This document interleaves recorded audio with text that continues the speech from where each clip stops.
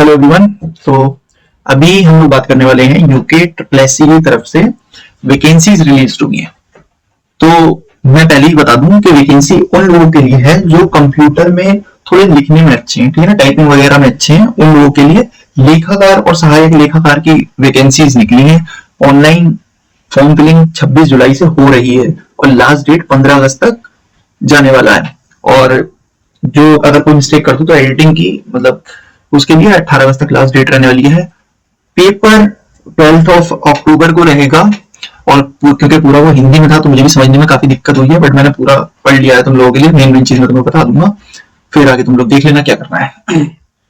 So total 379 vacancies हैं और vacancy मैं तुम्हें दिखा देता हूँ किस किस की है। लेखाकार, सहायक लेखाकार, पावर ट्रांसमिशन कॉर्पोरेशन, सहायक लेखाकार, मतलब मोस्टली लेखाकार सहायक लेखाकार इन्हीं की वैकेंसीज हैं, ठीक है ना। बस अलग अलग डिपार्टमेंट में है। सैलरी की बात कर लें तो 35 से लेके 1,12,000 तक सैलरी रहने वाली है, which is quite a good salary I say. और मिनिमम तुम्हारी सैलरी 50 के आसपास रहेगी, ठीक है ना। तो ये चीज दिमाग में रखना। और कंपटीशन बहुत अलग तरीके का रहने वाला है, क्योंकि मैं बताता हूँ आगे चल के। चलो लेट्स गो। हाँ, तो जैसे रिटन का पेपर होगा, रिटन मतलब जो भी पेपर हुआ इनका, उसके बाद अगर किसी के सेम मार्क्स आते हैं तो ये देखो, अन्य बातों के समान होने पर सीधी भर्ती के मामले में ऐसे अभ्यर्थियों को अधिमान दिया जाएगा जिसने प्रादेशिक सेना में न्यूनतम 2 वर्ष की अवधि तक सेवा की हो। मतलब जो आर्मी में 2 साल तक रहा हो या राष्ट्रीय कैडेट कोर का बी अथवा सी प्रमाण पत्र प्राप्त किया हो, मतलब एनसीसी जो होता है उसका बी सी सर्टिफिकेट जो होता है वो हो, then you will get selected, it will be beneficial for you if you have that.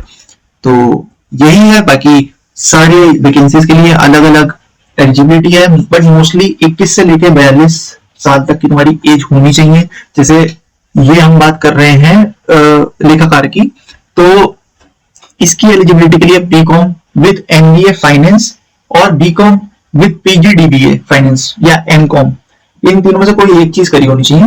और उसके साथ पोस्ट क्वालिफिकेशन एक्सपीरियंस, मतलब जो ये है एलिजिबिलिटी, उसको करने के बाद मिनिमम 5 साल का government, semi government, public sector, reputed limited corporation में आपने जॉब करी हो। Have served at least 3 years in the relevant post, मतलब इसी से रिलेटेड 3 साल जो आपको टाइपिंग वगैरह की जॉब मिलेगी, इससे रिलेटेड 3 साल के लिए आपने एटलीस्ट कम से कम इतने साल तो कर ही रखी हो job, then only then you will be eligible to fill this form. So ये चीज माइंड में रखना। ऐसा नहीं है कि बस 12th करते ही जाके फॉर्म फिल कर दिया, नहीं, सब पोस्ट के लिए अलग अलग एलिजिबिलिटी है। नेक्स्ट पोस्ट जैसे graduation with 2nd division in commerce with accountancy, ये है सहायक लेखाकार की, और सबसे ज्यादा वैकेंसी भी इसी में है। और तुम्हारी ये भी होनी चाहिए 4000 की depression per hour speed on computer. ये बहुत ज्यादा नहीं होती है, वो एवरेज है, मैं कहूंगा। तुम 1 महीना भी लैपटॉप पे प्रैक्टिस करोगे तो इतनी अचीव कर लोगे, but still keep that in mind. और बाकी सब में भी यही है। अगर तुम लोगों को चेक करनी है एक एक की वो, तो जाओ यूके ट्रिपल एससी की वेबसाइट पे जाओ, उस पर पूरा नोटिफिकेशन पड़ा हुआ है। मेन मेन चीज मैं तुम्हें ऑलरेडी बता चुका हूँ।